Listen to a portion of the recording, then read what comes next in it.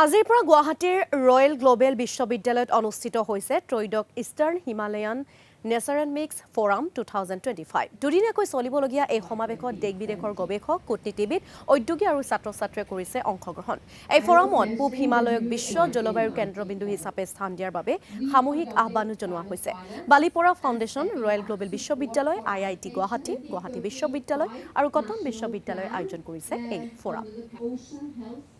আমাৰ পৰিৱেশ প্ৰকৃতি সংৰক্ষণৰ ক্ষেত্ৰত বিশেষকৈ আমাৰ উত্তৰ পূবৰ যি পৰ্বতাঞ্চল আছে হিমালয়ৰ অন্তৰ্গত হৈ পেলাই সেইখিনিৰ আমাৰ গোটেই সামগ্ৰিক পৰিৱেশ আৰু প্ৰকৃতি ৰক্ষাত এই পৰ্বতৰাজিৰ যি গুৰুত্বপূৰ্ণ ভূমিকা আছে সেইখিনিৰ ওপৰত আলোকপাত কৰা অন্যান্য তাৰ দিশৰ লগত ইয়াৰ লগত কেৱল প্ৰকৃতি সংৰক্ষণৰ কথাই নাই, ইয়াত মানুহৰ জীৱনশৈলী, অৰ্থনীতি, আমি কি ধৰণে আমি উদ্যোগীকৰণৰ কথাও কৈছোঁ, বিকাশৰ কথাও কৈছোঁ, এইবিলাকৰ মাজত কেনেকৈ এটা সমতা স্থাপন কৰি পেলাই পৰিৱেশ সুৰক্ষা দি সেউজ